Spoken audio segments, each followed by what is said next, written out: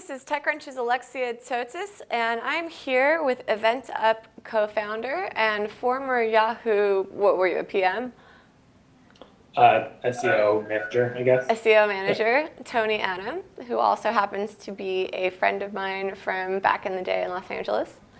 And you just launched your startup today. Your startup basically is an Airbnb for event spaces, correct? Correct. All right, so why already get into the saturated Airbnb space? Well, I think it's a different space that we're going after. We're not really going after room rentals, right? We're going after event space, really focusing on the venue. It's extremely difficult to find venues when you're looking for a wedding or a corporate event, dinner party, any of that sort of thing. It's extremely difficult to find. It's not as simple as the room rental market where you can go on Airbnb, you can go on HomeAway. This is actually very fragmented and all over the place. So we allow people to find those things quickly and easily on our site. Who is your closest competitor right now? So it's interesting. I would say that we don't really have a close competitor. I think Airbnb is doing this for the room rental market, and I think we're new to this, and there hasn't been anyone to date that has gone out and aggregated this list. I think everything is all over the place. Craigslist, you can find things. You can find things on other sites out there, but nothing has really aggregated all the best venues across the web. I think truly we're taking all the unique venues, all the standard commercial things, and even commercial like residential properties like the Bachelor House, and we have those up on our site for people to find easily, which no one has done to date. So how did you move from SEO to literally being a broker of event spaces? I think, I've had an experience in a lot of different things in the tech world, and I have had some experience throwing either dinner parties, like in the internet marketing space, I've helped throw conferences. And so I think that experience helped me kind of be where I am today with this, because I understand the problems that people face when it comes to planning events. I mean, not on the scale of like an event planner, but I've dealt with them firsthand.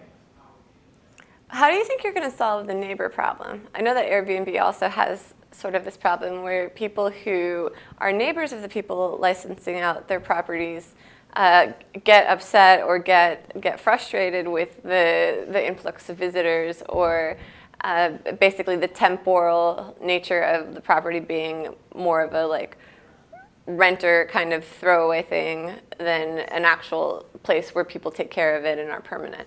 Right? Isn't that a big problem? If people are just constantly if your next door neighbors are constantly renting out their house to throw parties, that's going to piss you off. Right. We do. I mean, so we can't control the event, right? I think we've seen and learned from Airbnb and some of the mistakes they've made when it comes to insurance and whatnot, and we're trying to adjust for that. But when it comes to neighbors, I think we allow event owners or venue owners to actually put up their rules and guidelines on what they have and noise ordinances and all that type of thing.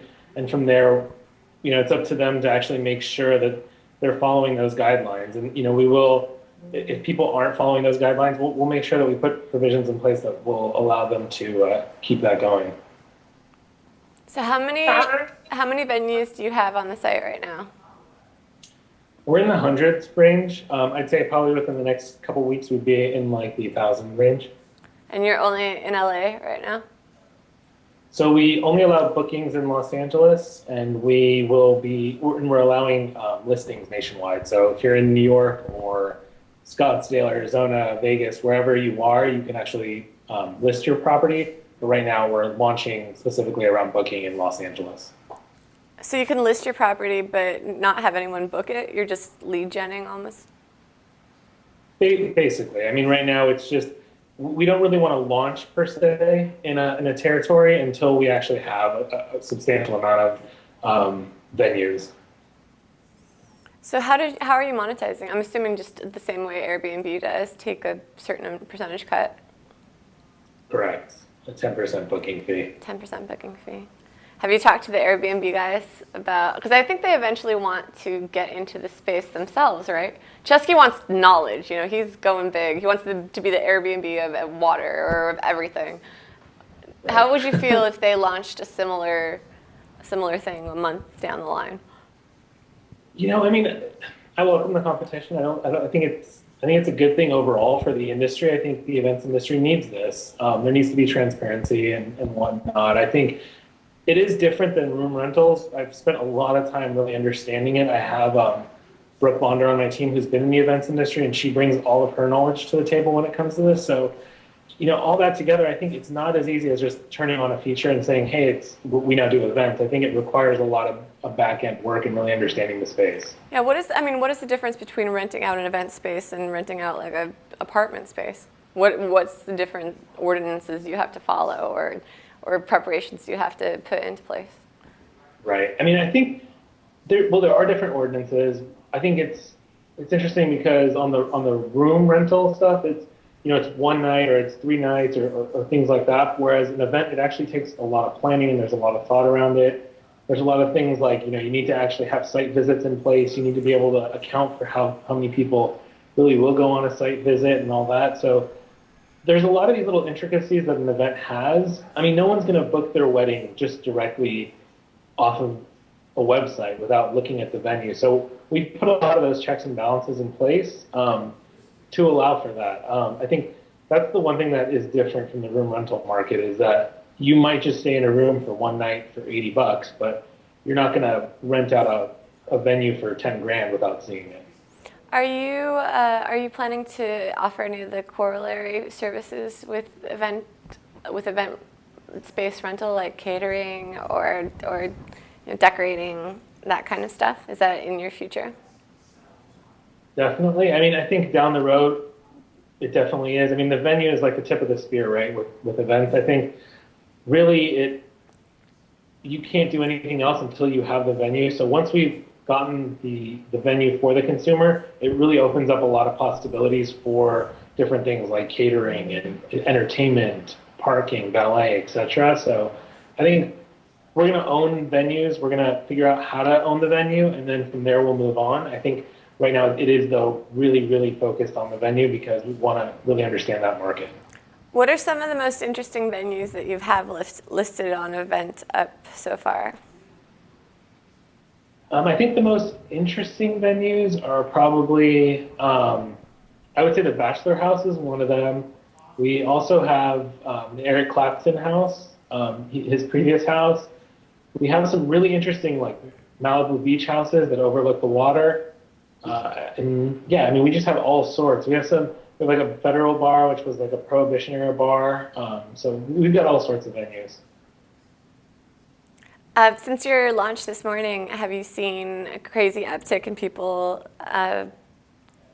pinning down venues, or is it kind of linear? What's your growth like?